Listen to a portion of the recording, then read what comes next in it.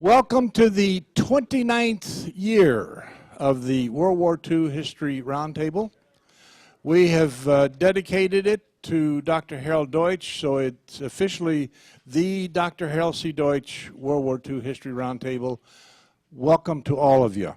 My son was a student at the Army War College last year, and so I always try to go to the Center of Military History at Fort McNair. And so I went down to D.C. for a couple of objectives, visited the Center of Military History, and the acting head of military history, Dave Hogan, said, "We've got a super historian that's just written a new book, and it's the Pacific Blitzkrieg. It's received great notice, great reviews in the from prominent people in the military history field." Sharon Lacey is a West Point graduate, class of 1990, is a PhD. She went to airborne school, so you airborne guys don't mess with her. She just went over as the chief historian for the U.S. Census Bureau in D.C. Sharon, it's great to have you. And by the way, this is her first time to Minnesota, and we'll invite you back in the wintertime next time. But it's been a thrill to meet you. It's been a thrill to have you here. So welcome to Minnesota, Sharon. I hope everyone can hear me. As an Italian girl from Jersey, I'm not used to having to ask that question, because I'm pretty sure everyone can always hear me. Thank you, Don, for inviting me here, and thank you to the board, and thank you to our veterans. I get choked up every time I think of it. It never gets old meeting you and hearing your stories. And I want to put a plug in for the Library of Congress Veterans History Program. Please, if you haven't done so, get your oral history packet. They'll send it to you. Record your oral history. You're an important part of history. Every story counts. So today we're going to talk about the Operation Forager, the Battle of Saipan, and we have Quentin here, who actually was at the battle as part of the 27th Infantry Division, so I'm sure he'll jump in and correct me if I get anything wrong. Oh, and Ted, that's right, in the Navy. So why was Saipan so important? Let's talk about what was going on. If you look at the date of when it happened, something pretty important happened the week before that a little bit overshadowed the Battle of Saipan. Everyone was focused on D-Day, not paying attention to what was happening on this island in the Pacific. The decision to go into Saipan was first brought up at the Casablanca Conference. Admiral King had brought up the fact that the Marianas were the key to defeating Japan because it interdicted their lines of communication, and despite its lack of heavy anchorages, it was an important place to take in order to keep the Japanese from moving forward anymore. And General Arnold actually agreed with him, and if anyone knows King and Arnold, they rarely agreed on anything. But it was because Saipan had the airfields where he could have his heavy bombers, and they would also be within range of Tokyo. It was only 1,270 miles from Tokyo, well within B-29 range. So the Joint Strategic Survey Committee got together, and this is where they made the compromise. Of course, MacArthur was pushing to go to the Philippines, Nimitz was pushing to go down through the Central Pacific, and they came up with the idea that the Central Pacific was a compromise. Central Pacific would be the main effort, with the Southwest Pacific area as supporting. MacArthur was not happy about that decision at all, of course. But you know, anyone who has traveled through the Pacific knew the Navy needed to be in charge of the majority of that. At the Cairo Conference in December '43, Roosevelt and Churchill agreed that they would go through the Marianas, and the date they had set was the 1st of November 1944. And because of successes they had been having in the Pacific, the Guadalcanal, at the Gilberts, at the Marianas, and other places, Nimitz thought that they could move this up, that they could hit the Marianas sooner than expected and perhaps catch the Japanese off guard. Of course, MacArthur fought it because he wanted more. He knew that this was going to divert a lion's share of the resources in the Pacific to the Central Pacific, and he wanted to keep them for himself. But Marshall did not agree with him, and he directed the Joint Strategic Survey Committee to come up with the plan for the Marianas. He didn't quite address resources yet, but the writing was on the wall that MacArthur wasn't going to get what he wanted.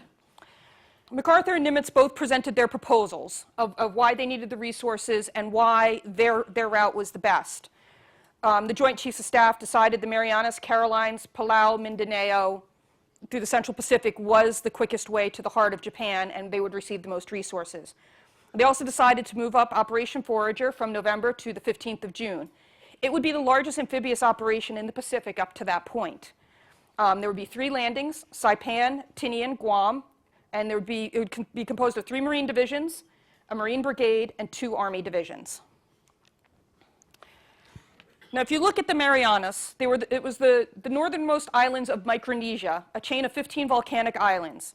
The 3 southernmost islands, Saipan, Tinian, and Guam, were centrally located and placed virtually all the remaining Japanese territory, the Philippines, the Ryukyus, and the home islands, in range of American bombers. The Marianas had a long history of changing hands. It had originally been in Spanish command, and it was bought by the Germans in 1899. And then in World War I, Japan seized the Marianas and were granted them by the League of Nations after war, with the exception of the island of Guam, which was kept by the Americans. As anyone who's a student of World War II history knows, Guam was taken on December 10th, 1941. It had a small garrison of about 400 people, and the weapons they had to guard the island were actually stamped, for training purposes only, "Do not fire." They never had a chance. And what did the Marianas look like? Up until this point, almost all of our landings, with the exception of Guadalcanal, had been on flat coral islands, the Gilberts, the Marshalls. The coral islands covered with very little foliage, no caves, very little terrain features. However, the Marianas were covered with caves and vegetation, ringed with limestone cliffs. 70% of it was under sugar cultivation. I don't have but you can see the second picture down on the left. These sugarcane fields impeded movement of any invaders, provided great protection for the defenders, and contained lots of biting insects and creatures that you really didn't want crawling up your pants leg at night. There were 30,000 civilians who lived on Saipan. This was, again, something new. Up until this point, they hadn't faced an island that had a large civilian population. Most of them lived on the western coastal plains. This presented a special problem for the pre-invasion bombing, and it also raised the specter of possible urban fighting. And with the specter of Stalingrad, every strategic planner had the urban fighting in Stalingrad in the back of their head and really wanted to avoid it if possible. Not that Saipan would anywhere be on the magnitude of some place like Stalingrad, but urban fighting, no matter what the size, is pretty bloody and intense. There were very narrow landing fields, most of which ended in either cliffs, marshes, or cane fields. So there were only a few places where it was even possible to land. There was a 7-mile ridgeline down the middle, with Mount Tapachau in the south and Mount Marpi in the north. These 2 mountains gave a clear view and unfettered field of fire to the Japanese, and the area between them was called Death Valley, with good reason, as we'll see. The best landing beaches were there on the west, where the 3 largest towns, Sharon, Kanoa, Garapan, and Tanapang, were located. And there were also 3 airfields in the southern part. The southwest and north, Aslito in the south, Charan-Canoa in the west, and an unnamed airfield in the north. And this was really one of the biggest reasons why we wanted to be able to take this island. And they wanted to protect, first of all, it denied the Japanese those airfields, but we wanted to protect and not bomb those airfields if possible, so we could use them for our bombers. Having an airfield already built that was ready for us to use right away, of course, was very important. And there was a robust road system in the south, but as you moved north, absolutely nothing. As it became less inhabited, obviously it was less developed. Let's talk a minute about the Japanese force. It was under the command of Lieutenant General Hideyoshi Obata. He was the 31st Army commander on Guam, and he had actually left to go to Guam and leave the division commander in charge, and that was Lieutenant General Sato. He was a cavalry officer who had been assigned in China and saw action in the Second Sino-Japanese War, but hadn't yet seen any combat in World War II. And in April 1944, he took command of the 43rd Division right before it went to Saipan. So think about this. He goes over to take command in April 1944. They're anticipating the Americans are going to come to Saipan, but they're thinking they're not going to come until November, December timeframe. he has no idea that they're going to come in June, just 6 weeks after 6 to 8 weeks after he takes command. Also on the island, but not in command, was Vice Admiral Nagumo. He had been the commandant of the Naval War College. He was a torpedo expert and had commanded the first air fleet attack at Pearl Harbor, and he was the one who decided not to press on. He turned away instead of pressing their advantage, and was considered cautious and old-fashioned. He also, this guy had a fantastic record. You wonder how he ended up in command. So he turned around and didn't press his advantage in Pearl Harbor. He lost 4 carriers in Midway, and then he commanded the 3rd Fleet at Guadalcanal. So 3 pretty big defeats. So they gave him shore duty and sent him to a training fleet. And then in March of 1944, they sent him to Saipan to take over the 14th Air Fleet. And there's always been questions of why would you take someone who has a track record like his, and it really came down to they just really didn't have many experienced people that they could send out to take commands. And he was in command of the 14th Air Fleet, and even though he outranked Lieutenant General Sato, he was not in command on the island. The 43rd Division, which was the main Japanese force, arrived in late May 1944. Along the way, they had lost 1,400 men because we were pretty regularly bombing all their transports. They had no organic artillery, and their total numbers were about 12,900 plus about 4,000 stragglers, some of whom arrived with no weapons, men they had picked up after their transport ships had been torpedoed and sunk. The majority of defenses were on the beaches. They did not extend inland, partly because they believed at that time that if you had to stop the defenders at the waterline. So they obviously concentrated their defenses there. And the other problem was they thought the Americans weren't coming. They thought they had plenty of time to put those layers of defense in. However, the other problem was much of their construction material was being sunk on a daily basis. So they just weren't getting enough stuff in. So even if they wanted to, they couldn't have extended the defenses any further. Ironically, given the limited number of landing sites, they did not focus on the probable landing site. They thought the Americans would be very tricky and come from the east or from the south. And they thought, well, we've got all these coral cliffs, we've got these cane fields, we thought the terrain would be the best defense, and we'll just let that tie up the Americans for a while also. That never works out. Let's look at the American landing force.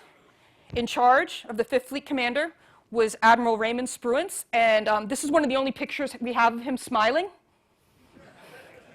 He had replaced Halsey at Midway, and when Halsey took ill, and he had commanded at the Gilberts and the Marshalls. Nimitz had decided that fleet command was too much for one person, so he would swap out the command, and it was known as the 5th Fleet when Spruance was in command, and the 3rd Fleet under Halsey.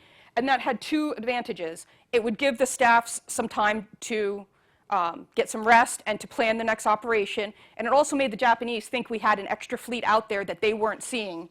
So when 3rd Fleet was fighting, they were out there looking for where was 5th Fleet, where was 5th Fleet.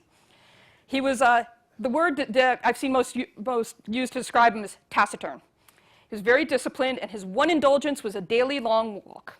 The opposite personality-wise of Admiral Halsey, who was well known for his, hail fellow, well met attitude. In fact, in his office, he worked at a stand-up desk, and he had no chairs in his office under the theory that no meeting would last longer than 10 minutes if there was no place for anyone to sit down. However, in his favor, he was brilliant. He was a brilliant strategic and tactical thinker. He could get along with difficult people, and Lord knows in this operation he had a lot of difficult people he had to get along with. Underneath him, the Expeditionary Attack Force commander was Admiral Richmond Kelly Turner, known as Terrible Turner. He was the chief of naval war plans at Pearl Harbor, and he's the person that most people agree withheld some of the intel leading up to Pearl Harbor. It's still, there's still arguments over who directed him to do so. He had commanded the amphibious forces in Gilberts and Marshall and had an explosive temper, hence the name Terrible, and he wanted to be a Marine. He wanted to land, the Expeditionary Force commander, I'm going to land with them, and this led to a lot of problems along the way, and it led to a very convoluted chain of command at various battles where he commanded, he was in command while the landing force was in the water, and then as soon as they hit the land, then whoever was the senior officer of the landing force took command. And everyone who's been in the military knows you want to have a unified command and you want a simplified chain of command as much as possible. But that in the Pacific they really didn't follow that. He, Spruance, Nimitz, and the submarine commander Lockwood were such close friends that they were all buried together in San Francisco National Cemetery, and they had arranged for that, and their wives are at their feet. They're next to each other with their wives at their feet. Yeah, I don't think many people can get away with that. He met his match in temper with General Holland Smith, the 5th Corps Amphibious Corps commander, whose nickname was Howling Mad, for good reason. So are we beginning to see like there's a pattern here of these guys. He was the father of amphibious warfare, monumental ego, and hated everything that was not Marine. Jealously guarded everything. He was absolutely sure everyone else was plotting against his Marines. He was the Amphibious Corps commander at the Gilberts and Marshalls, but that was more of an honorary title. He was in command during the training phase, but when the operation actually started, he wasn't in command. Despite what he may tell people in his autobiography, he was never in command on those landing operations. This would be the first time he actually commanded troops on the ground. He, SLA Marshall, who has a lot of faults, but sometimes was very insightful, called General Smith a bully, something of a sadist, and tactically a chowderhead. And I think that's a pretty good summation. A brilliant trainer should probably not have been commanded many troops on the ground. The only Army officer that he ever, I won't say he had praised, it's just he didn't condemn him in his book, was Charles Corlett, who had landed, he commanded the force on Kwajalein, and that's because when he went to go land on the island, Corlett told him, if you or any member of your staff sets foot on this island, I will have you court-martialed. So he was a bully in that if you stood up to him, he backed down, and the closest he could come to praise is by not calling him an idiot in his book. His belief, he only had one tactic, right up the middle. Go right into the enemy stronghold, hit them fast, hit them hard, and leave. And he always thought the Army was always too slow. Every operation, in his mind, every island in the Pacific could be taken in 3 days or less. Didn't matter if it was Guadalcanal, Tarawa, 3 days or less, and if the Army didn't do it in 3 days, well, by gum, the Marines would. In Macon, he had worked with the Army during the Gilbert's operation, and he was forbidden from being in the ship off the coast of Tarawa. So he was in a ship off the coast of Macon where the Army was operating, so he took all his frustration and anger out on the Army commander, Ralph Smith, who we will get to in a minute. And I'll have a lot more to say about these two as we go on. The 2nd Marine Division commander was Major General Thomas Watson. He had commanded the 3rd Brigade on Eniwetok, and his nickname was Terrible Tommy. He was impatient and did not tolerate laziness, incompetence, or failure in leadership. The 4th Marine Division commander was Major General Harry Schmidt. He had been the Assistant Commandant of the Marine Corps and had commanded the 4th Marine Division on Roy Namor, which is in the Marshalls. He had served his first tour as a Marine in the Marianas, so he was probably the only person on the ground who was actually familiar with the terrain on Saipan. And he was one of 5 Marine Corps generals that had a son serving. One of the others was Grant Vandergrift, so his son was actually serving in the Pacific. The Army commander was the 27th Infantry Division, which Quentin served with, was Major General Ralph Smith. Now, all of his hatred, Howling Mad's hatred of the Army seemed to have been focused on Major General Ralph Smith because Ralph happened to be the Army general who came into his view the most often. He had commanded on the landings at Macon, and Holland Smith would always say, oh, his plans were too complex. His plans were to land his 2 regiments abreast and roll up the Japanese defenses in the middle. That was too complex for Howland Mad. The other complex thing he wanted to do is land the artillery on a nearby island so that the artillery could be firing continuously to cover the landing. That was too complex also. Interestingly, they ended up actually adopting that tactic for the Marshall landings. And Major General Julian Smith, who had commanded on Tarawa, had asked for that also. And in later years, when he asked, why did Holland Smith deny you that? And you could just hear the anguish in his voice as he answered, I don't know why he wouldn't let us do that, and I'll never know. So Holland Smith had a long history with the Army and had a long history with Ralph Smith. Now, Ralph Smith was an interesting character. He had won 2 Silver Stars in World War I, and I have to point out, Holland Smith was on a staff. He did not fight in World War I, and that just frustrated him more than anything because he in his mind, he was a strategic and tactical genius who had never been given the opportunity to fight. Here was the new Wellington, the new Napoleon, and nobody was giving him a chance. And here, this Ralph Smith had 2 silver stars. Who did he think he was? He taught at the French CGSC and spoke French fluently. So naturally, the Army in the infinite wisdom gave him a command in the Pacific. He was a very quiet man, though. And if he had one fault, is that he very often gave his commanders a chance, a second chance. He wanted people to be able to prove themselves. The 27th Infantry Division, to be fair, and I'm sorry, Quentin, they did have issues. They were a National Guard unit, and there's a lot of strengths and weaknesses in having a National Guard unit. One of the strengths is you have a group of men, usually from the same hometown, who are very closely bonded. They've been together for years and years. But the negative you have about a National Guard unit is you have a lot of men from the same hometown who are closely bonded, who've been together years and years, and are not often able to remove the less competent of them from command.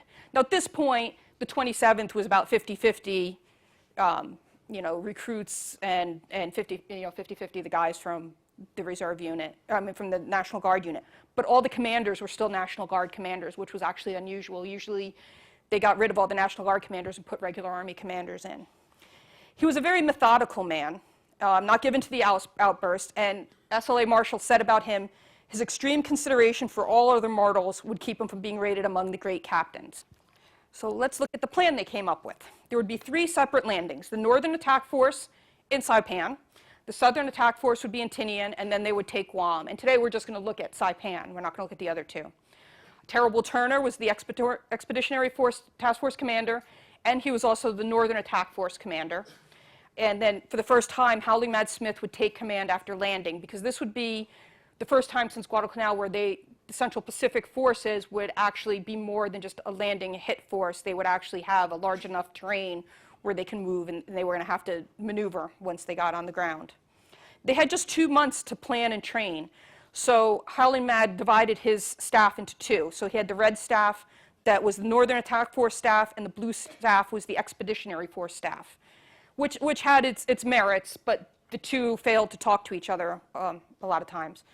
There was an Army G1 and G4, but there was not one Army officer in the G3 operations section. So the entire operation was planned with a Marine mindset. The Marine mindset was hit fast, go in with a lot, take your casualties up front, and end the war, or end the battle quickly.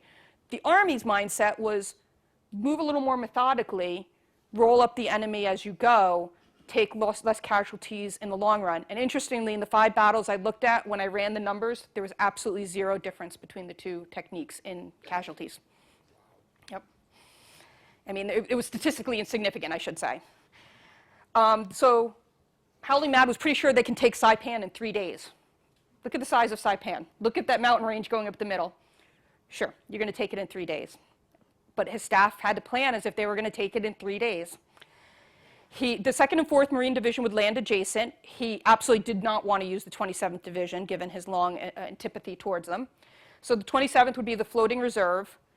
And he said he wanted Saipan to be a Marine force with a Marine general fighting a Marine operation for a Marine victory. We don't need those Army guys, just leave them floating there. There were very few beach options, so the 2nd Marine Division would land in the north, and the 4th Marine Division would land in the south, and the dividing line was the town of Charincanoa.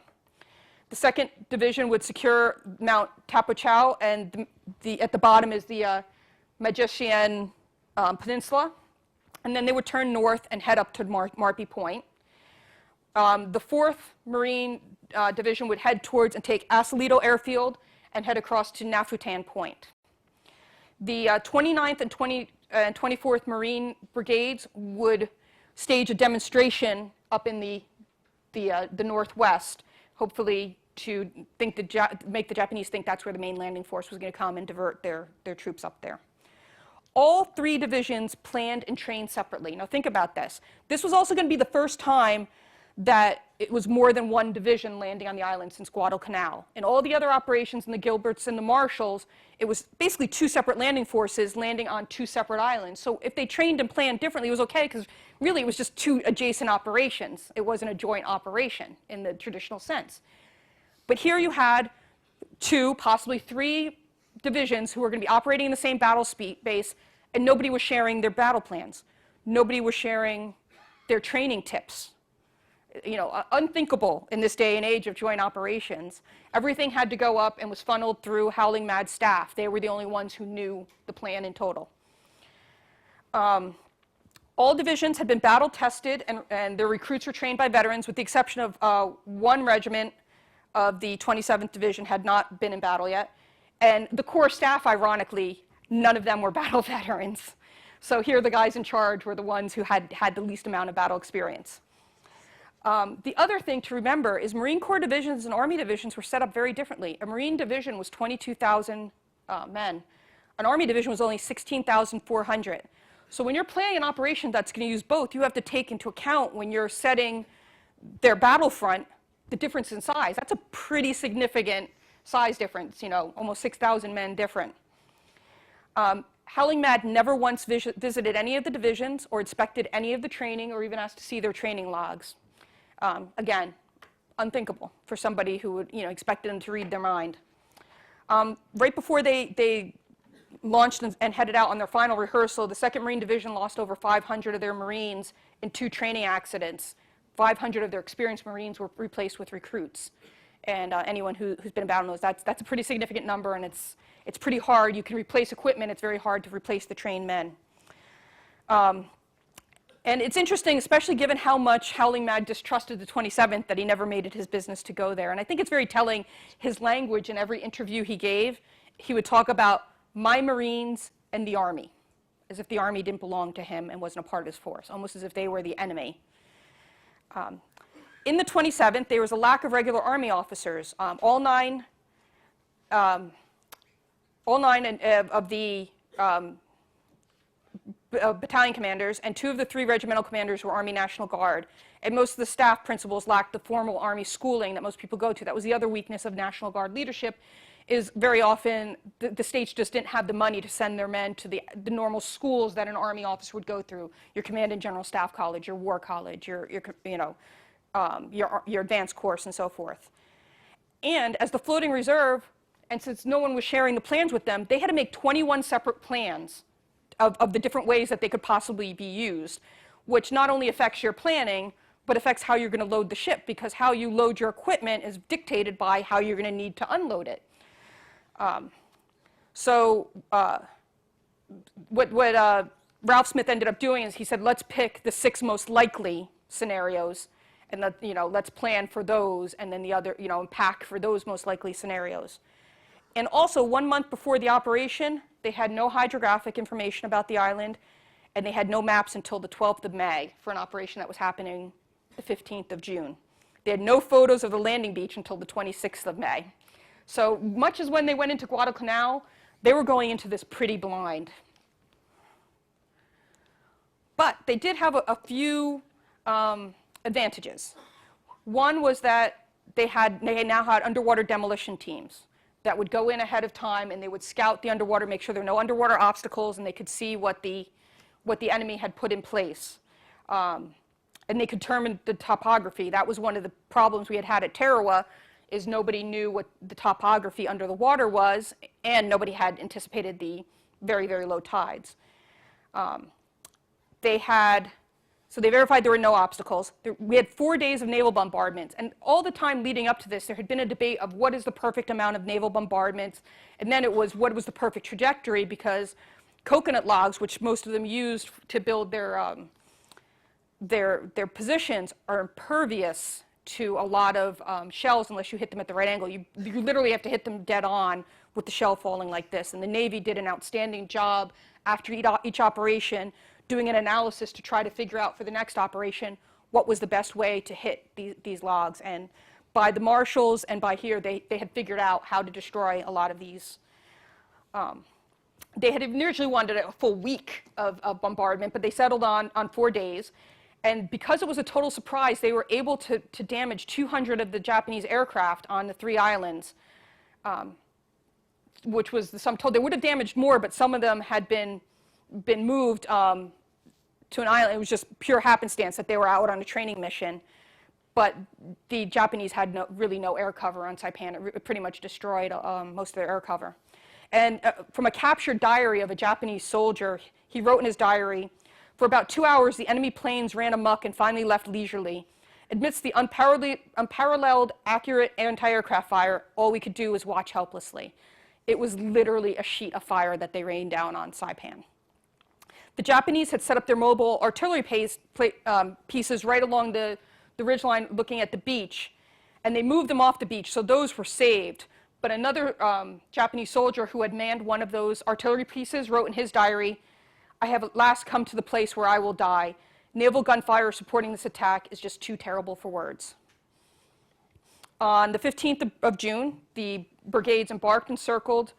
So they were doing up in the north, they were doing their demonstration. There was a Japanese regiment there, but it never fired on the Americans. They recognized pretty quickly that it was going to be that it was a demonstration force. The Japanese thought the landings would actually be coming from the east from Magellan Bay, and so they split their forces, so they had half of them facing the wrong way.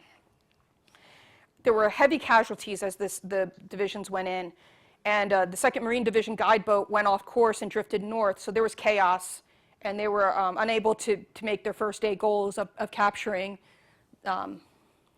Afatem Point. That's that part that comes out right there. The 4th Marine Division, once they landed, their advance ended up being much harder than they thought, so they stalled. So much for Howling Mads, we can capture anything in 3 days.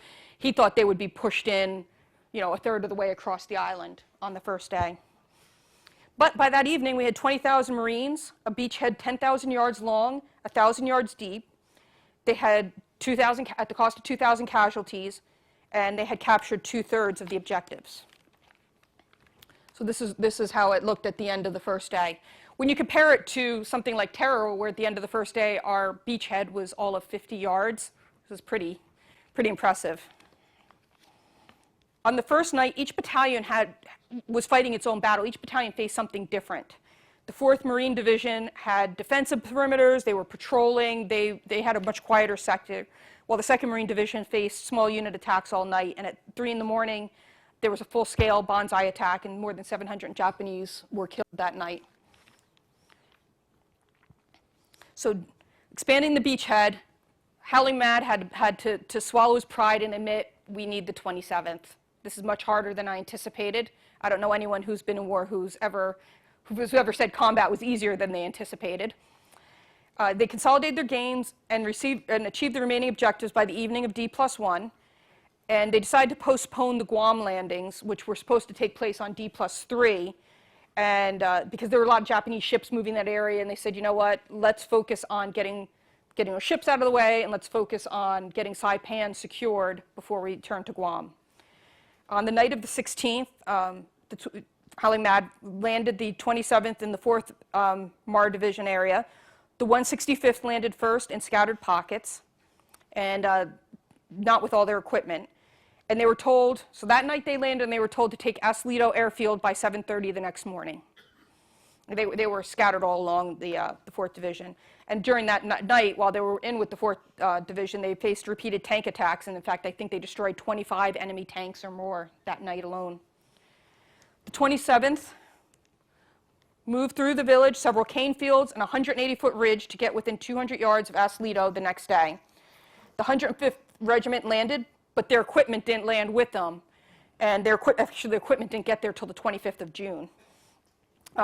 They finally took the Aslito Airfield on the 18th of June, and they rechristened it Conroy Field after their regimental commander who had been killed at Macon. And the Americans, by this point, had most of the southern peninsula except Afatem Point, so the Marines pivoted north, leaving the Army to mop up the south. Now, during this time, Mark Mitcher's Task Force 58, which was 4 carrier groups, met the Japanese fleet in the vicinity of the Marianas, and thus commenced the Great Marianas Turkey Shoot. For 5 hours, the battle raged, killing 420 Japanese aircraft, vice only 30 American aircraft lost, and they destroyed 65 of the remaining 100 aircraft the next day. They basically nullified the Japanese fleet and the air fleet, and the Japanese air arm would not be a factor for the rest of the war. They broke the back of Japanese naval air power that night, and they sank 3 carriers and damaged a 4th, sank 2 oil tankers, which was probably a bigger loss than the carriers in many ways. And actually, they broke the back of the Navy, of the air and the naval power, because the Japanese Navy wasn't a factor for the rest of the war either. And you could see the one guy holding up his hand with 5 fingers, he became an ace in 1 hour. So for the next several days, they steadily expanded their gains and forced the Japanese slowly north. So during the pivot north, there were 2 battalions each from the 165th and the 105th that were supposed to mop up the southern part of the Nafutan Point. And Halimad decided, nope, that was just too much, and 1 battalion should be able to do this. And he wanted to send the rest up north. He said, there weren't many Japanese there, and it turned out to be quite a bit more. He said, oh, there's maybe only 50 or 60, and ended up being the numbers were in the thousands. So Ralph Smith, when he sent down the order to leave 1 battalion, Ralph Smith had ordered 2nd Battalion, 105th Regiment to stay. However, the 105th was technically still under Corps control, so he didn't have the right to order them to do anything. Only Howling Mad could. And he didn't say anything at the time, but this just sowed more seeds of the resentment, in his mind. How dare you take this unit that still belongs to me? It took the battalion until the 27th of June to clear the point, because there ended up being a whole lot more Japanese than they originally thought. So then, during the turn north, the Howling Mad lined them up with the 2nd Marine Division on the left, the 4th Marine Division on the right, and the 27th Infantry Division in the middle. Now think about that. Here's the unit that he says is incompetent and he doesn't trust, and he's going to make them the center point of the attack, number 1. 27th Division didn't cover themselves with glory initially because they were late to the line of departure, so they delayed the attack for 2 hours, which just fueled Howling Mad's anger even more. If you look at this map, 27th was stretched across what was known as Death Valley. The lines were drawn on the map, but there was not a photo. No one had seen a photo of this terrain before they drew the lines. So if you look at it, you can see there's 2 high, on either side of the valley, there's high terrain, but there were no marks for them to know just how high the terrain was. So the 27th was literally split between the valley, and some of their troops were up on the high ground on either side. So they were deployed like this. The terrain dropped off much steeper than anyone thought. So half of the 106 was at the top of a cliff, and the other half was at the bottom in the valley. And as a result, and the main Japanese effort was there in the middle. So as a result, as they were moving forward, the 27th had the lion's share of fighting, and a U began to form as the 4th and 2nd Marines were able to move much quicker up the sides, and the 27th fell behind as they were fighting. By the night of, not only because of that, but also because they were on the sides of the cliffs, there were lots of caves where the Japanese were firing at them from the sides of the cliffs, and they didn't want to bypass these caves and leave Japanese in their rear, so they had to clear out all these caves as they went. Nobody from Howling Mad's staff ever went up to the front and looked at the terrain. No one went and saw what the situation was up there. And in true Army and Marine fashion, the commanders just, well, this is what I was given. We're just going to go ahead and do it the best we can. So by nightfall, the 165th had gone 700 yards. The 106th had only gone 100 yards, but the Marines had gone over a mile. And the 106 actually had to go back. They lost some of their ground because a shell hit an ammo dump and forced them back. In Howling Mad's mind, this meant the 27th didn't want to fight. And all these things have been boiling up in his mind. How dare Ralph Smith, tell this battalion to stay back when they're not mine. They were late. He's obviously incompetent, and now his men have fallen behind. And he decided he was going to relieve Ralph Smith. And he sent back to Spruance and asked for permission to relieve Ralph Smith. He like I said, his dislike of Ralph Smith had started back in Macon, and he later claimed in his book that they only took the island because of him. He didn't land on the island until after it was secure, so I don't see how he was the combat difference. He actually even accused the regiment of leaving Colonel Conroy's body laying out in the open for 3 days. This was proven false. I've gone back and looked at the chaplain's log from that day contemporaneously.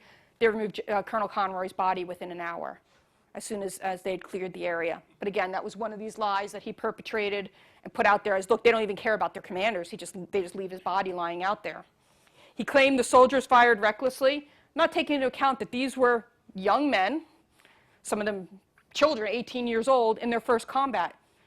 When the Green Marine units fired recklessly, well, that was just, that was okay. That was combat nerves. When the Army did it, well, they're just incompetent. He had never commanded in combat before and had not visited the 27th since 18 June. He had met them at Azalito, and his staff only visited with General Smith twice more and none since they had started the push north.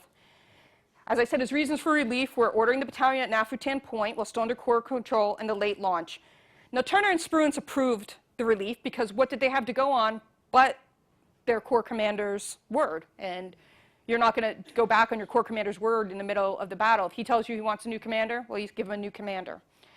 But the way they did the relief of Ralph Smith was unconscionable. They came, handed him they handed him a telegram, told him to pack up his stuff. He had 20 minutes to leave. He was not allowed to say goodbye to his troops. He was not allowed to say goodbye to his staff or anything. General, and you can see there's a picture of Howling Mad there in the middle, and that's Turner and Howling Mad at the front. One of his affectations is Howling Mad would never wear a dress uniform.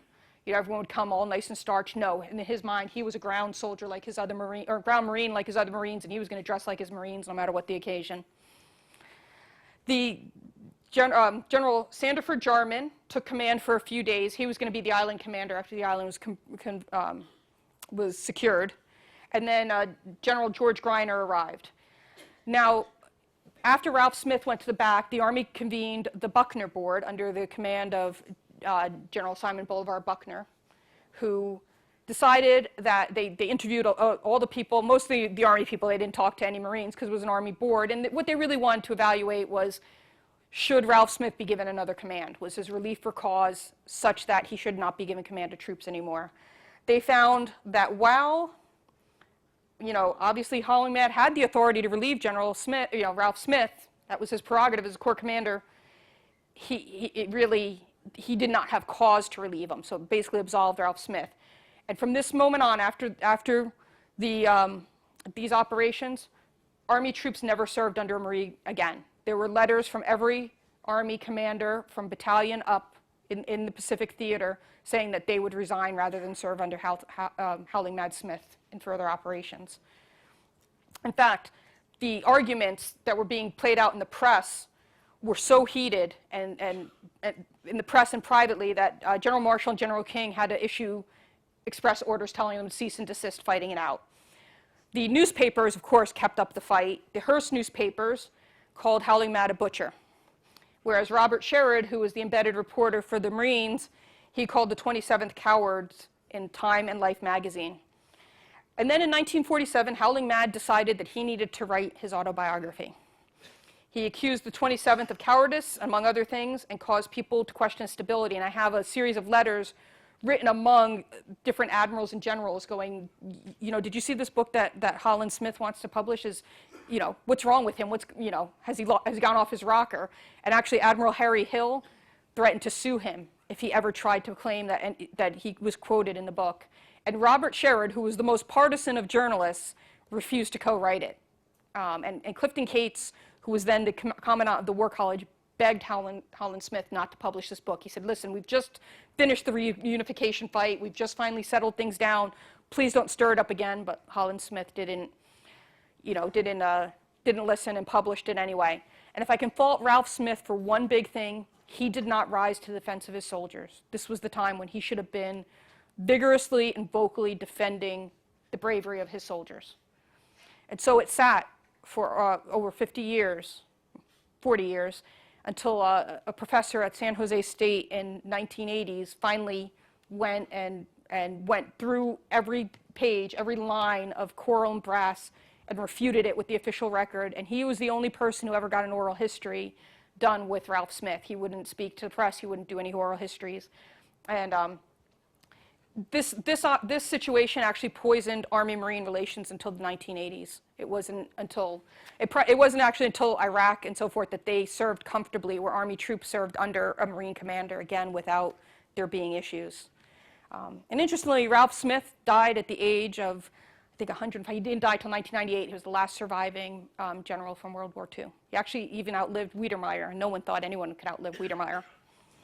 So the final push. As in the grand tradition of Japanese commanders, General Sato and Admiral Nagumo committed suicide on the 6th of July with the final command to take 7 lives to repay your country to their soldiers. Then they killed themselves. That night, the Japanese had one 3,000 to 4,000 man final banzai charge that hit the 105th Infantry Regiment. They were firing their artillery at rates of 40 shells per minute. And as the Japanese broke through, it devolved into hand-to-hand combat, and a group of the Japanese got through and overran the 10th Marine Division Artillery.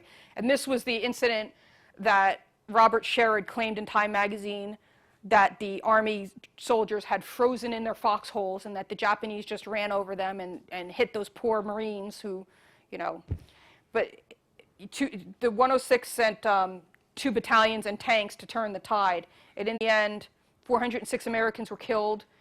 512 were wounded, and over 4,300 Japanese killed in that action. The majority of the dead Japanese in the 105th sector. They had not frozen in their foxholes.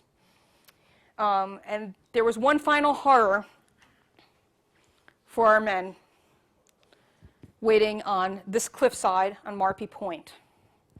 The Japanese had herded a lot of civilians and families, old people, women, had herded them onto this point and urged them to jump off the cliffs, telling them that the Americans would eat their babies and rape them and pillage.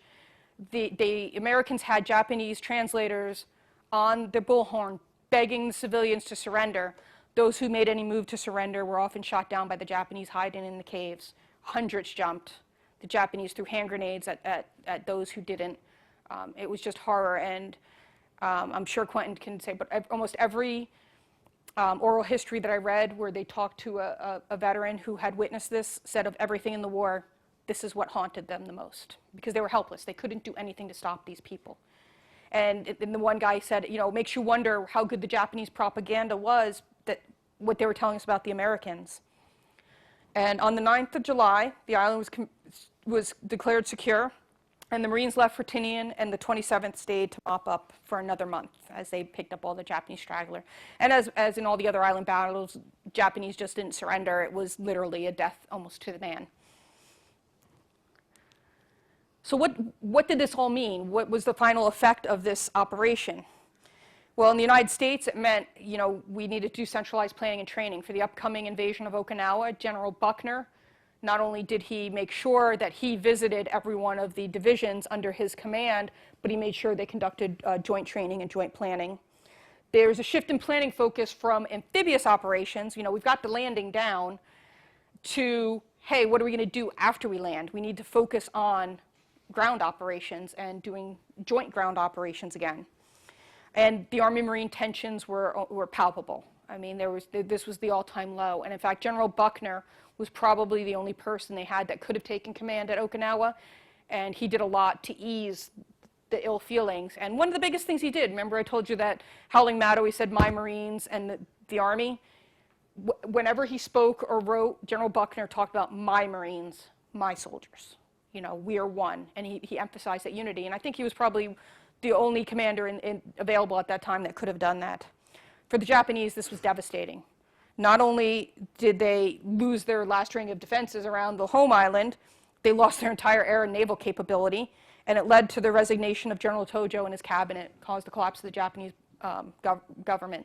And this was the time when most of the Japanese high command admitted to each other privately, no one would ever say it publicly, the war is lost. And they tried to figure out how can we manage losing the war without losing face. And it would all come to a head, obviously, at Okinawa. So I thank you for your time, and I turn it over to our veterans who can elaborate on what I said. Thank you very much.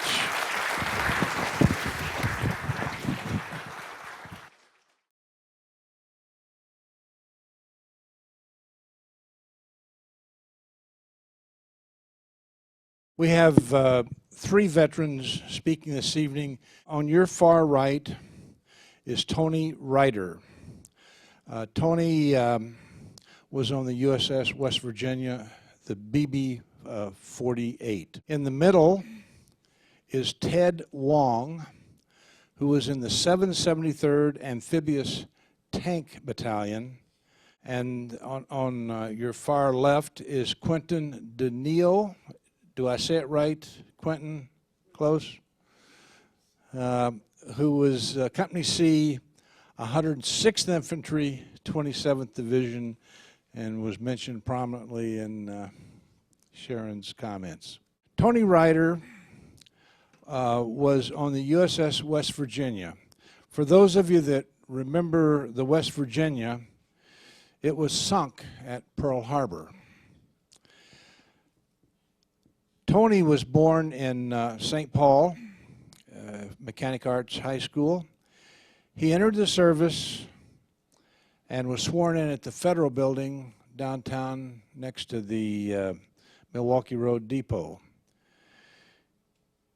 From Minneapolis, he was put on a train and sent out to Farragut, Idaho, where a lot of naval basic training was conducted.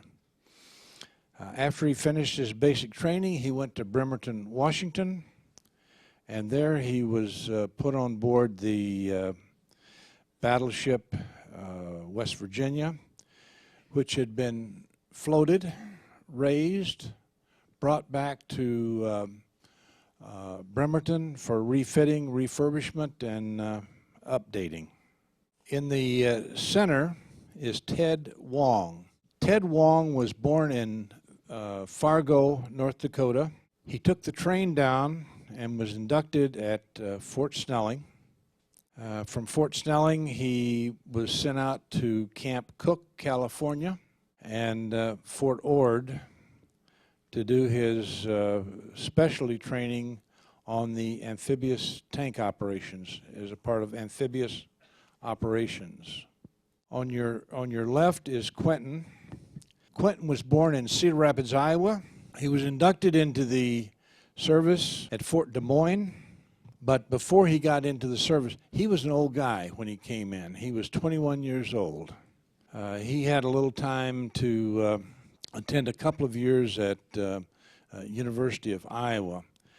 And I want to give Quentin, you see he's got a little bit of a black eye. Quentin is 96 years old. He is still on the rifle squad on the Fridays at the Fort Snelling Cemetery. Isn't that marvelous?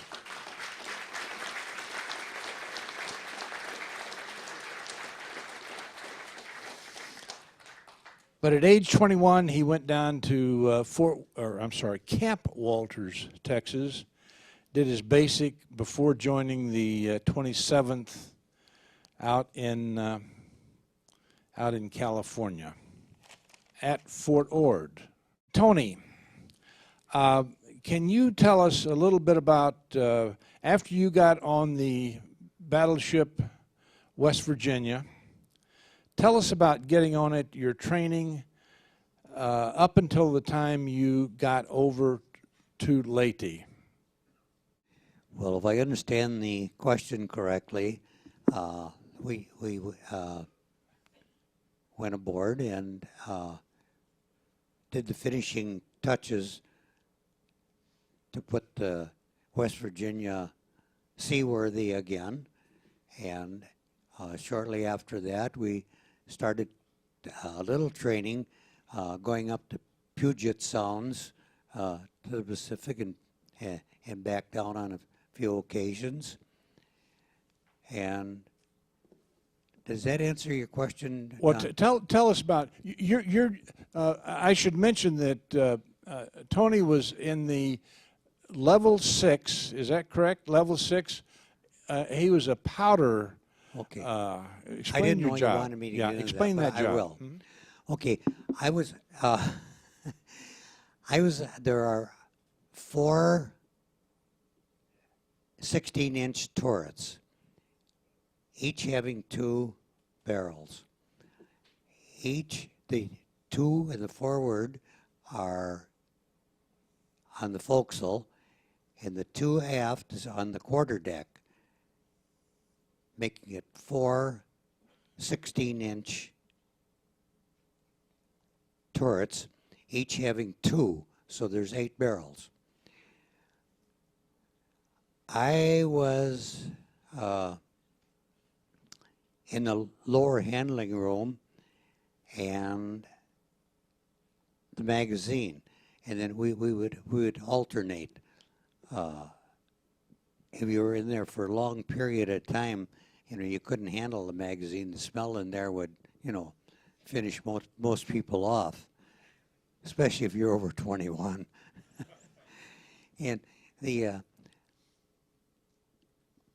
and in the part, if you look at the ship and you see the guns and that portion that's above ground, in there's the pointer and the trainer for each barrel, and they have a communication person behind them, and they also have stuff going up into the bridge where they get their information as to where to train and elevate the turrets when they do the shooting. Okay, so then below that is the projectiles, and so they have the projectiles. Oh, maybe about 2 or 3 decks. I really don't remember, but they have the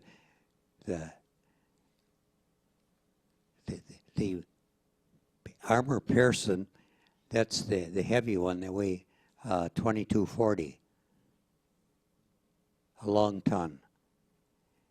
They'd have, I don't remember how many decks that they had those on, and then they had the regular ones for bombarding, and then they would shoot them up. So then below that would be the lower handling room, and then they had 2 of the magazines. So if you're working in the magazine, you'd take the covers, they're like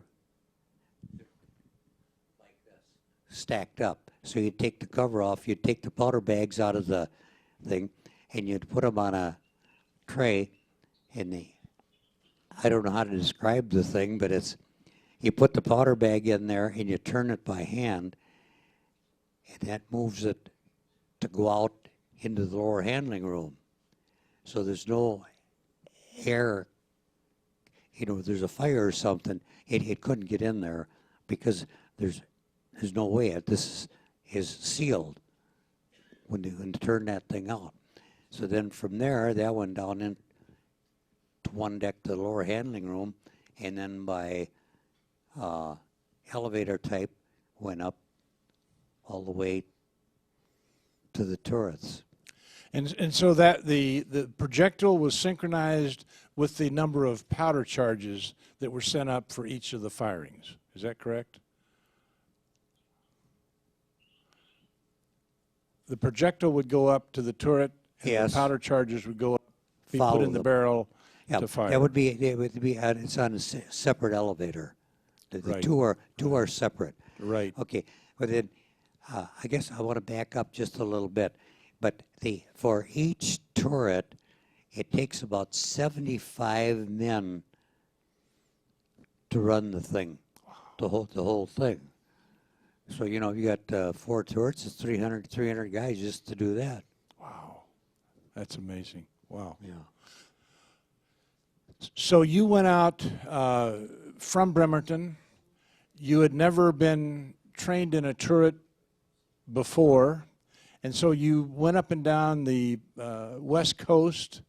Did you fire any of the shells out into the ocean? I think we had dummy shells. Dummy shells. I think so. Yes.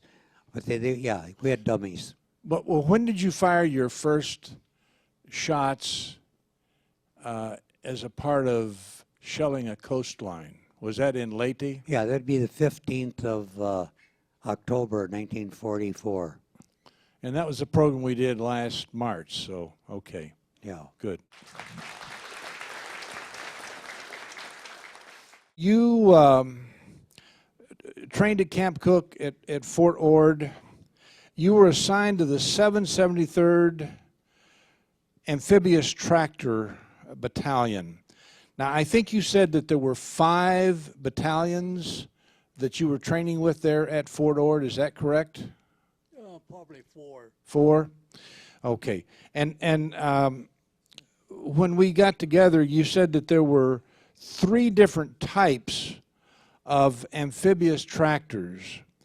There was the troop carrier version. There was the tank version. Was there another version? No, there's basically only 2. Those 2? Okay. And the troop carrier version carried 17 troops. It had a crew of 4, which was a driver, assistant driver, and then 2 gunners. Right.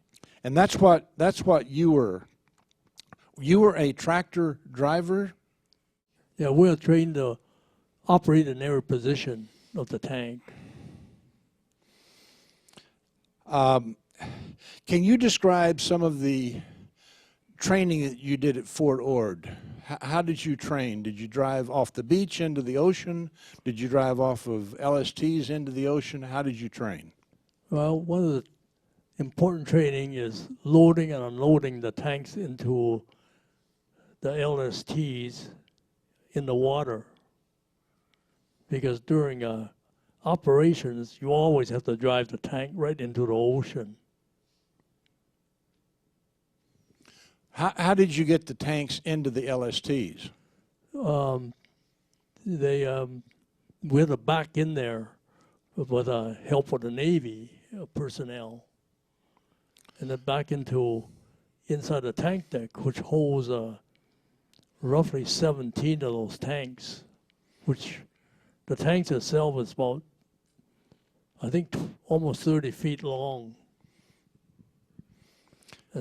And I think you told me that the tractors, that you loaded them 2 wide and then one single in the front? Right. By the doors. There'll be 8 on each side, and have room for 1 more in the front.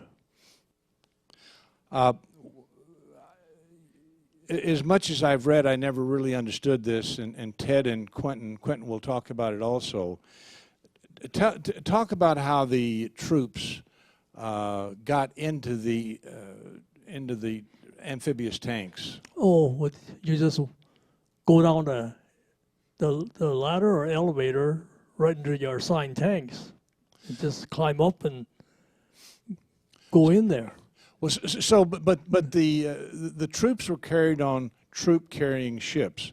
Would the troop carrying ship pull up next to the LST, and then they would offload from the troop ship onto the LST?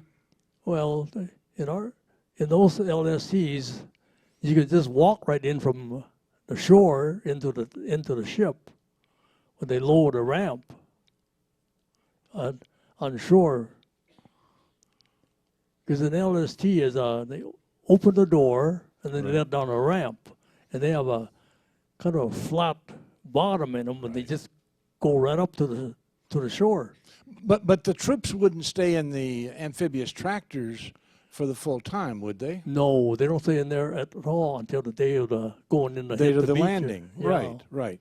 But how did the troops get onto the LST at the time that they were going to be going ashore? Well, they just dislodge them right on shore. They just walk right into the ship. Okay. On the ramp. Okay. Or they can be hauled up sideways. There's all kinds of methods of getting in there. Now, you were in an awful lot of landings. You were in the Marianas. You were at Leyte. You were at Saipan, which we'll talk about a little bit more, at Okinawa, and also at Guam. Were there any that I didn't write down as far as our Well, a lot of the smaller adjacent islands, Indian? like for instance, there's one big island in there called Aishima, and we landed on that one there. And that's the reason why I want to mention that is because the famous war correspondent Ernie Powell got killed there. We're there. Did you ever meet Ernie Pyle? Oh yeah, we did. We seen him Yeah. a lot. He,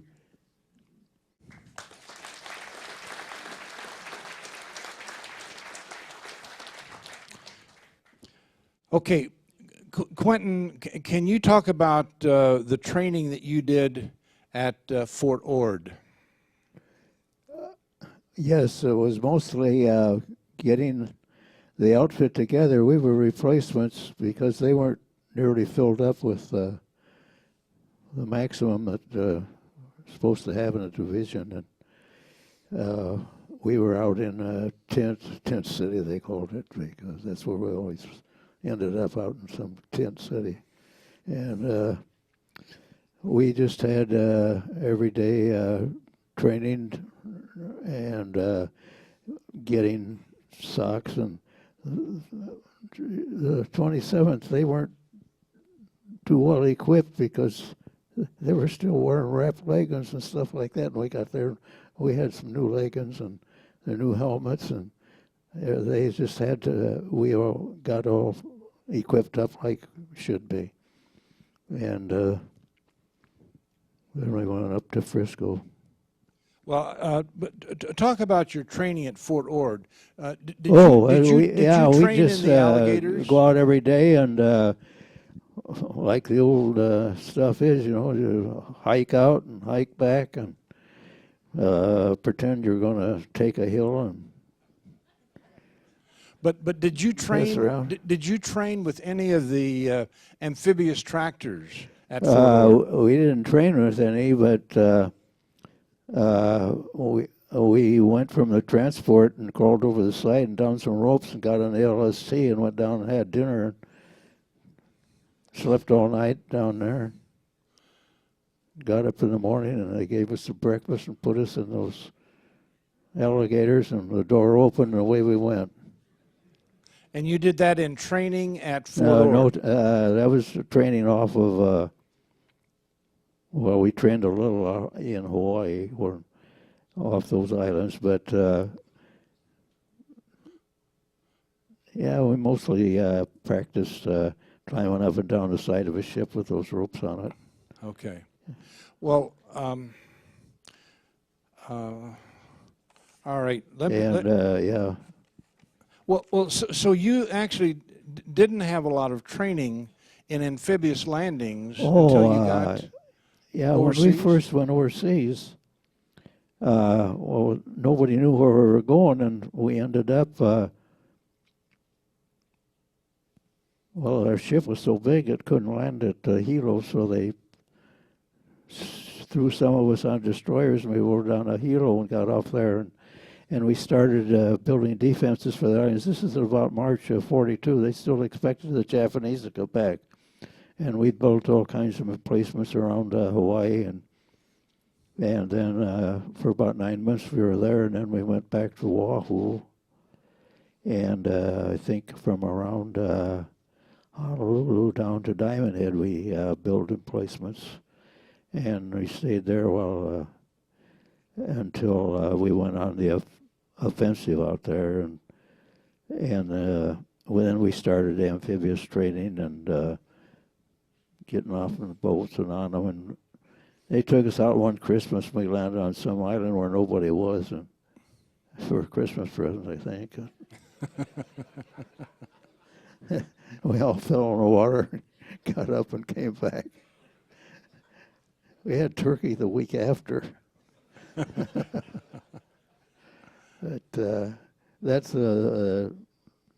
mostly after, in the Hawaiian Islands, the 25th and the 24th Divisions, I think that was their home.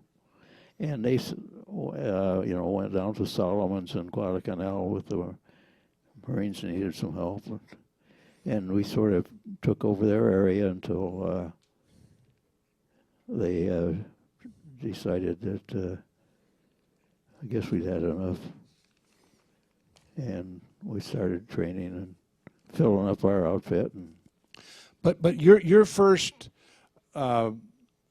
your first landing in combat was at Eniwetok? yes, it was at Eniwetok.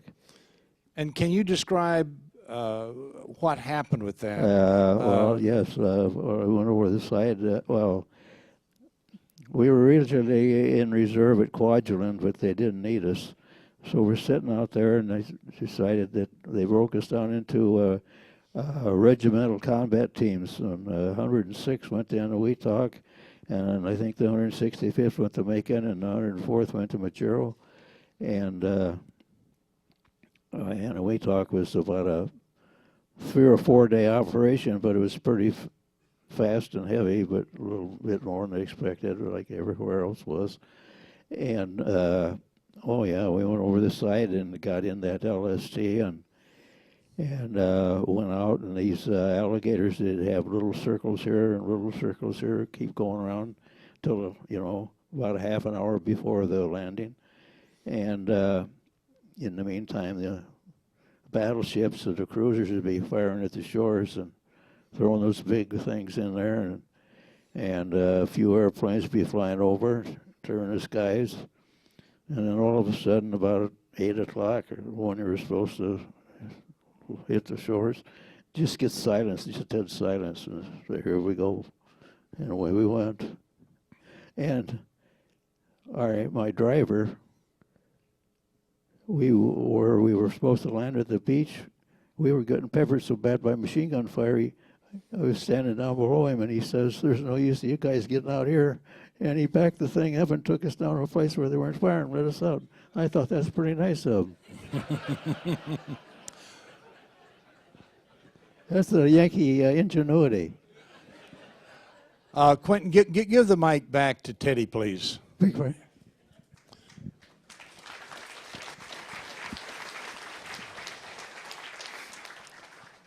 I'd like for you to expand on what Quentin was talking about. After you launched out of the LST, you got out there, you had the troops in your amphibious tractors, and then you circled. While the big guns that Tony was shooting at the shore were softening up the targets. Then the big guns stopped.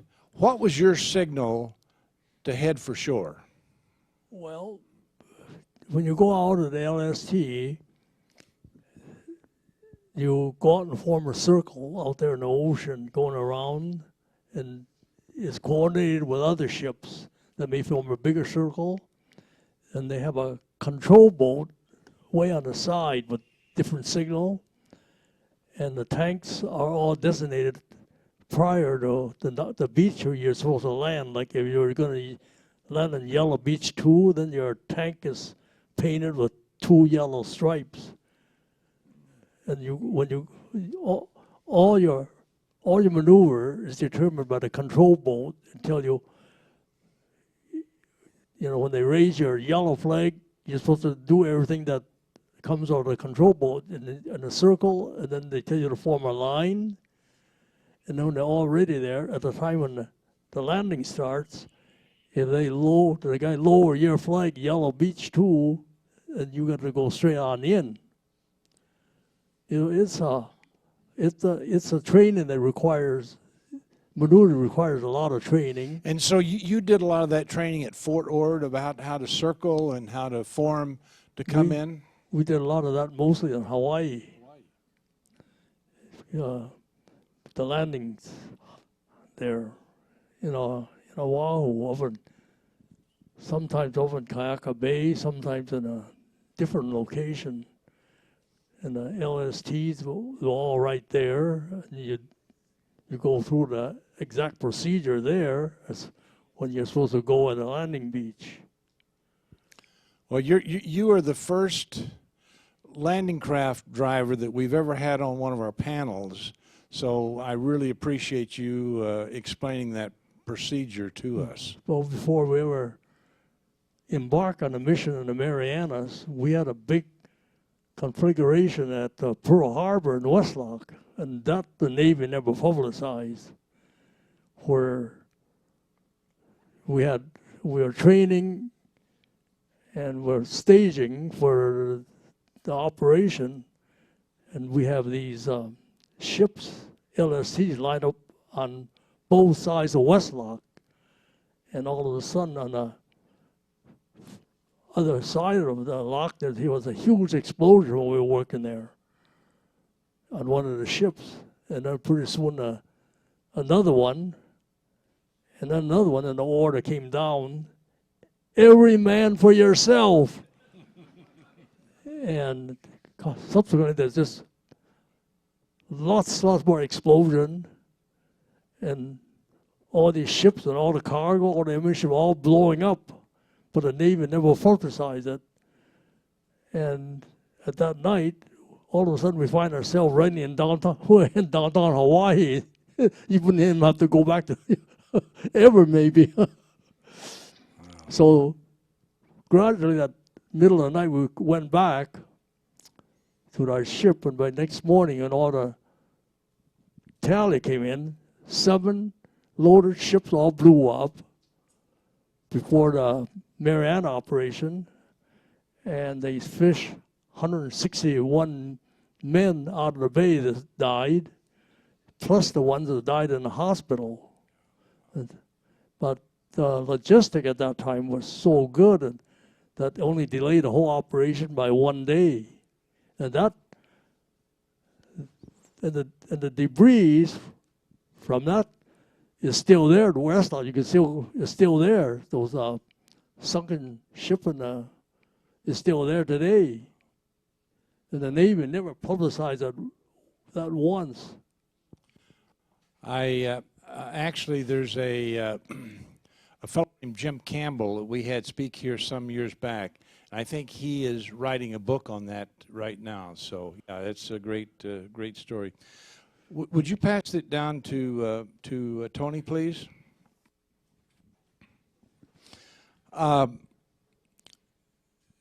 Tony, talk about the West Virginia went to Lady and was involved in the preparation of the beaches along. You were actually supporting the landing operations. Is that correct? Yes, that's correct. And now there's always a story about Halsey taking his fleet up and trying to fight the Japanese, that decoy that is still controversial. But can you talk about that? Not really, no. Okay. Well, I'm not, as I'm not knowledgeable of. well, as a part of the Battle of Lady Gulf, Yes. I know that you are very proud, and it's on your cap. As a part of the Lady Gulf, you were part of sinking a Japanese battleship. Can you talk about that? Yes. We refer to that as the Battle of Saragossa Straits. That was 4 days after the invasion of Lady, and that was in the south end of that. Now, speaking of the Saragossa Straits, I think Saragossa is that what Straits, you want me exactly. to answer? Yes. Okay. Well, that was there were many ships involved in that, including 6 battleships.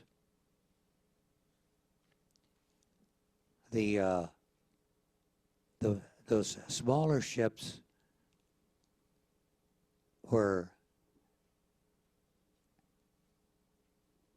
not survivors. But the big thing is, now you got to remember that my job was way down in the bilges, So I had no anything what's going on upstairs just from If what I've you been if told you what hadn't hurt. been sending the powder up, the guns wouldn't have fired. So you did an important job. Yeah. So anyhow, but I just want to explain that I'm not an expert on that. But the during the Battle of Saraga Straits, the West Virginia fired more shells than any other battleship. We were told that we sunk the biggest Japanese battleship. Okay, well, that wasn't admitted by the powers in Washington for how many years later was that? Do you remember, George? But it was many, many years after that they finally said, yes, the West Virginia did sink that battleship. And that was in the Suragawa Straits, correct? Yes, sir. And that's you've got that on your shirt. Or No, your that was the cap. one I had on at noon. Oh, at noon, okay. You went home and changed. Oh, yeah. George just told me one of the important things and was just a captain of a ship that can, in battle,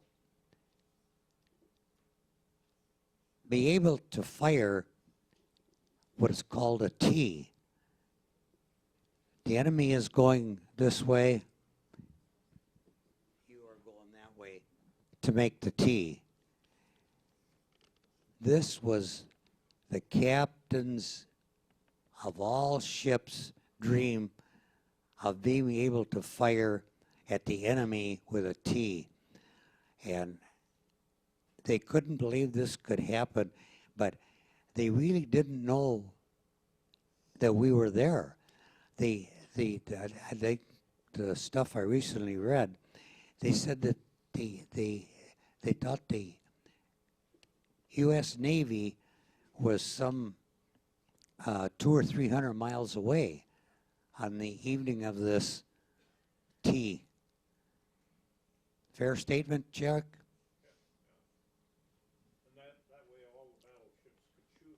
Yeah. Yes. He said that all the battleships could shoot at the enemy on the T. And can you remember when that was happening? Was that one of the most active times for you to be sending powder up for the tubes? Do you remember that in contrast to other involvements with West Virginia? No, there's other involvements when we ran out of ammunition. Iwo Jima was one, and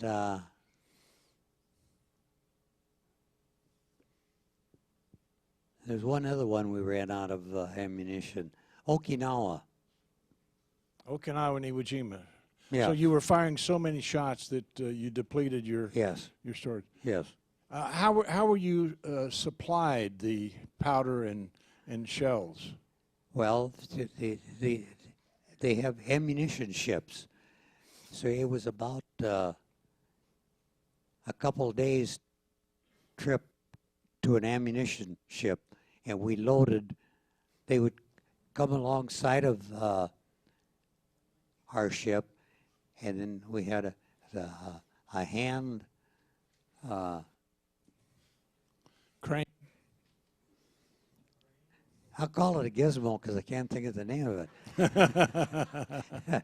But they would take them by hand and pull them by ropes. Now, labor was cheap. It was, they used to say $21 a day once a month. But anyhow, we'd pull that stuff up on a pulley. Can you imagine the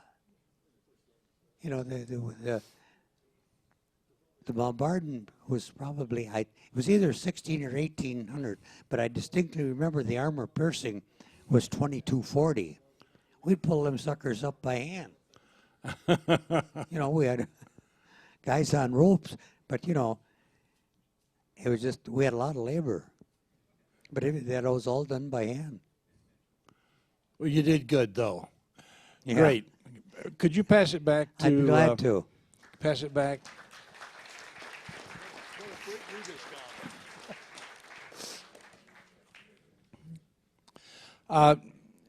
Ted, you were in a lot of landings.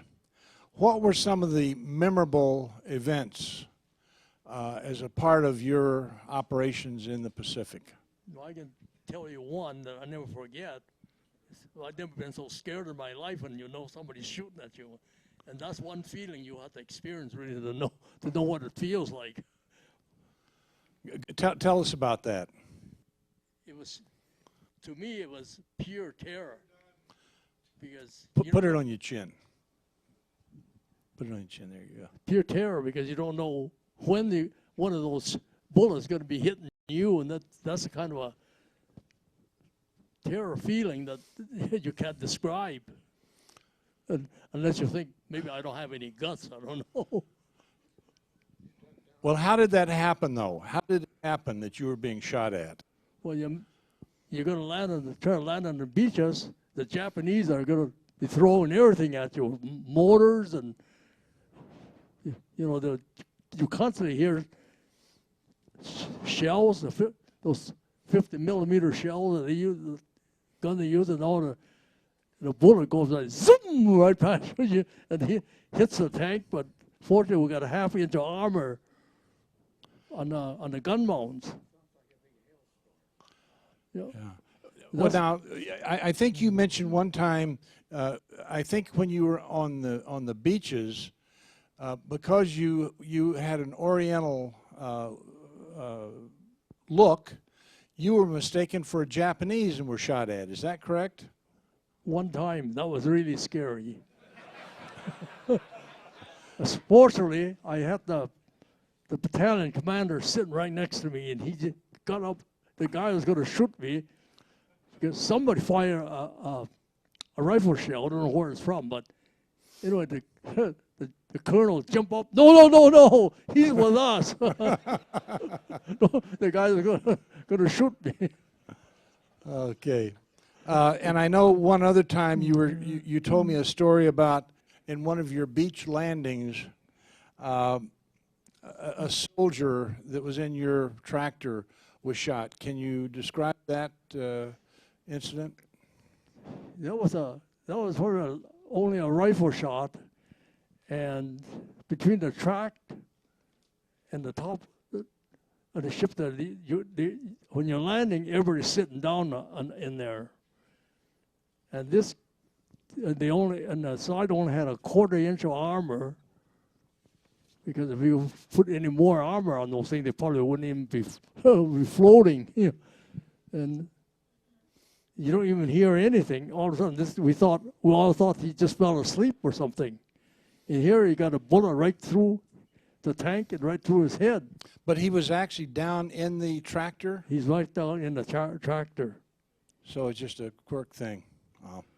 Yeah. Well, were there any other memorable, scary incidents that you recall? Well, there's enough time tonight to go through all of that. Yeah, there was a lot of scary times. Well, you were on a lot of landings, so I can believe that. Could you I was in a lot of landings in the Philippines, and the worst one with the most opposing fire was in Saipan. There's more stuff thrown out of Saipan than any other landing. There was practically no resistance in Okinawa on any of the islands. All of a sudden, the Navy pounded that thing for several hours, and before we landed, and here, all of a sudden, there's no one shooting at us. And all finally the people, the troops, just put their rifle across their shoulder and put their walking in there. And the resistance didn't come, and it was fierce till a week later when they start going down south. That was when we made one landing in the south after that, behind the Japanese lines. And of course, you know, the battle goes on 24 hours, and the whole battlefield is like daylight because there are constantly destroyers out there firing flare shells up there, hanging up there, and the battlefield is light up like daytime, 24 hours, all night long. Well, they're either Saipan or Okinawa. Well, Okinawa is the same way. The Banzai attacks is all. Teddy, huh? you mentioned the deployment. When your amphibious tractor reached the shoreline, did you stop and then the troops outload? Oh, and then we gotta we gotta support them about a mile inland. So then you would then be the heavy armor moving inland with the infantry. There's no heavy armor moving inland with them. You were heavier than those guys that only they had on was fatigues. Yeah, but they only got a quarter of an inch on the top there, and the Japanese 7.6 go through that just like hot knife through butter. That's no protection. Although on the machine gun mounts on the top there is a half an inch, and it's curled around, so that makes it even maybe a little thicker. But and we have a half-inch part of the front, but if you put in more, then the thing probably wouldn't float. Right. Could you pass the mic down to Quentin, please? Quentin, when I asked you about your most memorable experience, you mentioned Saipan. Can you describe that incident on Saipan for you? Well, had several of them, but then it was near the end when they were having bonsai attacks, and like Sharon mentioned, the Marines were on the beach side, and they had the Army in the center, and the Marines down by the sea got pushed in, and the first night. And then, so the 105th moved down and took their place, and they got pushed in that next night. And the next night we moved down there, and they finally got word out to some destroyers to start firing flares all night because you couldn't fire them from our artillery and stuff because they got hit by the Japs in retaliation. And they'd shoot a flare up about every half hour, and it'd just light the sky up. And man, we woke up in the morning, there must have been 12 or 1,300 Japs out in front there. And they did that for 3 nights until, well, they had kids and everything else running down there with sharp sticks. And man, they were all charged up with sake. Yeah. And that was pretty. He's talking about running out of the ammunition. They ran out of ammunition. They had cooks and truck drivers and everybody else running back and forth all night long to keep the machine guns up front and the rifles going, because those guys would come down about every hour. And yeah, they finally started calling us sailors, so many of our outfits were out in the sea. Well, did the description that Sharon gave of the bonsai charge over your positions, was that, did that bring back some memories for you? Well, I know that, well, the Japanese captured the Marines' artillery pieces and things they had down there. Anyway, we got them back, and I can remember our colonel found a Marine colonel, and he made him sign for his guns. Yeah, that was a pretty good one. I think that was the Army rubbing it back in the Marines, right? Yeah. Had you heard that story before? Yeah. Got to keep that inter-service rivalry. Yeah, going. but she was right about that General Ralph. He was a good guy, and he might have been a little complex. I heard that word, but that's the way the Army fought in comparison with the Marines. They sort of charged instead of. We'd set up for machine guns and crossfire those caves and move a few flamethrowers up the side and torch them. But, that took a little time, and that other general couldn't understand that he wanted to move the troops all the time and howling mad because he had the admirals on his case. That's another thing. Admiral Nimitz was in charge of the Pacific. Had these other admirals in charge of the operation, and then when he got off, he had the Marines in charge of the Army. We were lucky to get chocolate bars.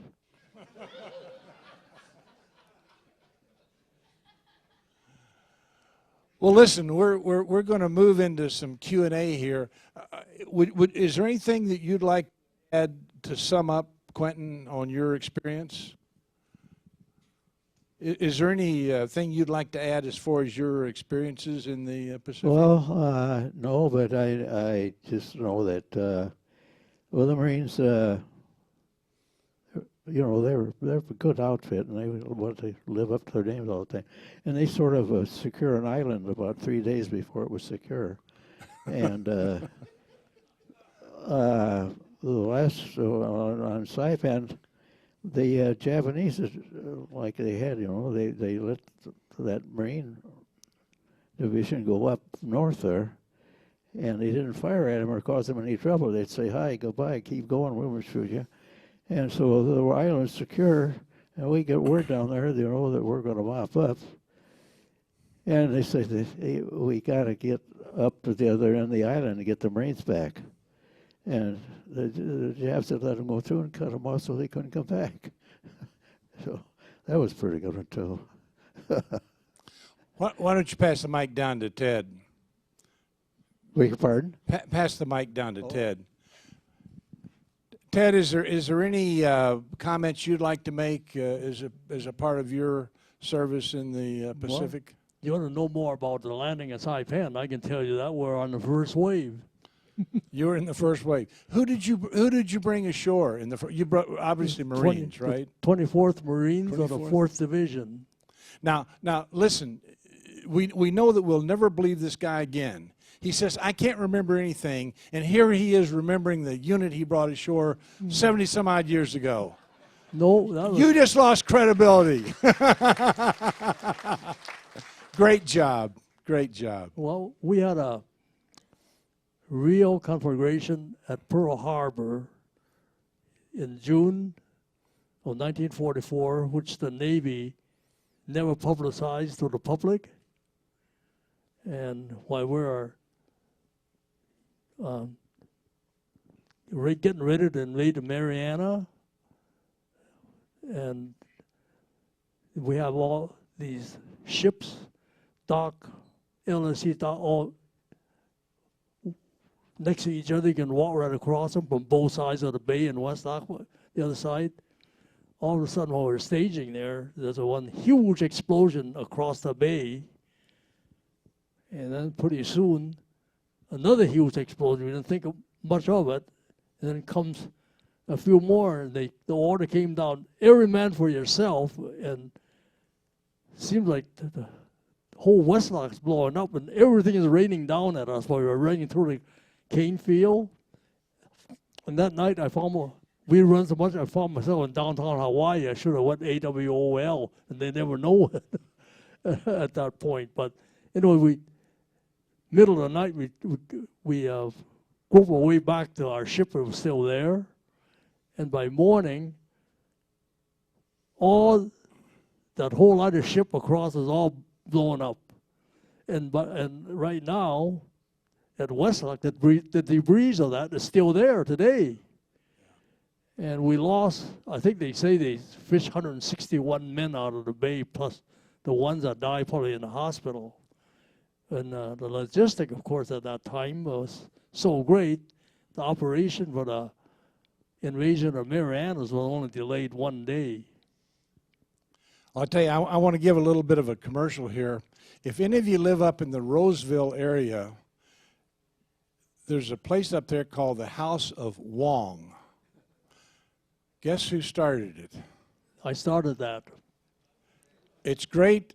Is it Chinese food, right? You call it Chinese American. Chinese American food. I myself is a Western cook chef, but we had the regular a lot of Chinese food there, but I bought some when I was in there the other day. It was good. good. I don't own it anymore. I give up. I ran it for 43 years. Yeah. And Well, you set a good foundation. yeah, Ted, why don't you pass the mic down to Tony?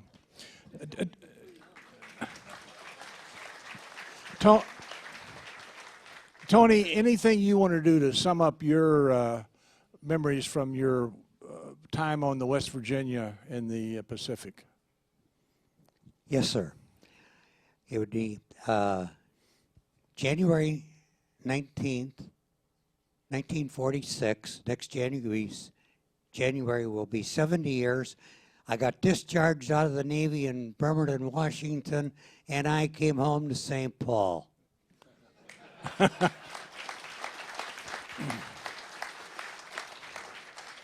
And I want to say something. He's got two sons that planned their ship's reunion. You got the ship's reunion in November this year down at the World War II Museum in New Orleans. And that is wonderful that your sons think enough of your service to support you and to plan that ship's reunion. Best to you guys. Thanks. We're going to do some question and answers. I'm going to walk up and down the aisles here. Anybody have any questions for our veterans or our historian? Yes, sir. This is a question for Tony. What's the cycle time between shots on like a ship like the West Virginia? I don't know, but there's a period, but I don't know the timing of it. And rather than give you a snow job, I'd admit that I don't know. What's the range? What's the range on the 16-inch guns? I don't know. It's farther than 10 miles. George just told me it was 15, 13, but I knew it was more than 10. Accuracy. That's with accuracy. This is for Sharon. Do you know anything about those explosions he was talking about? I referenced them, the 500 Marines that they lost during the training. Those were those explosions. And the amazing thing was that they were able to replace as he said, the logistics. When you consider we had less than a dozen of those landing craft for Tarawa, that they were able to replace a dozen of them within a day. So the bigger loss was the loss of the trained men. It was they never knew the exact cause, but it was probably a spark that ignited some ammunition. When you're loading and unloading things, it's very easy for a spark to happen. With the tremendous heat, those powder bags in the barrels, how did they cool the barrels of those big guns? Was there a water mechanism or a spray mechanism? Because if they got real hot, it would ignite the powder in between charges. And I know there was some kind of cooling, but I'm not sure what it was. And neither am I, but I don't remember any water in that part of the operation. There was no water there. How did they cool? The barrels? Barrels. You know what? I think that's the topic of maybe another program we need to investigate. No. Yeah, it's a great question. Well, now you see, there's a period like you're in an invasion and a bombardment. Okay, so now the let's use this for an example. Turrets 1 and 3 would be firing. So first, let's say turret 1 shoots 1, then turret 3 shoots 1, then they go back to turret 1 and he shoots 1 and back there. So now we turn around and we do 2 and 4. So the 1 and 3 turns one way, 2 and 4 turn the other way, and we do the same process. So it's not rapid. So the interim would maybe help cool the barrels. Yes. Maybe that's the answer. That would be my guess. Good question though. Any yes sir.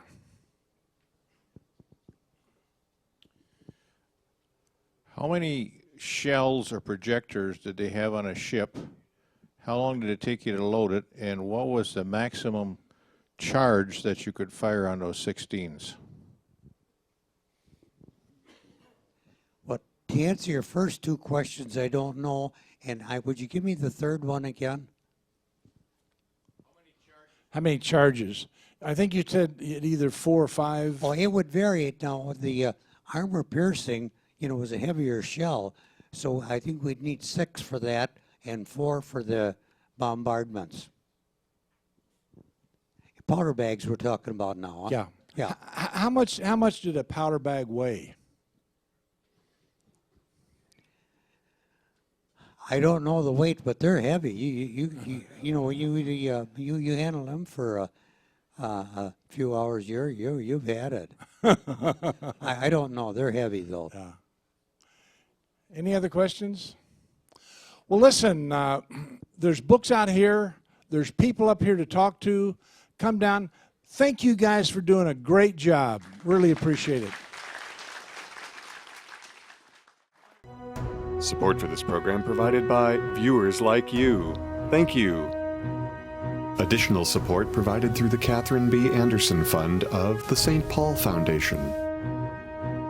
Upcoming roundtable topics can be found at www.mn-ww2roundtable.org. Production services provided by Barrows Productions.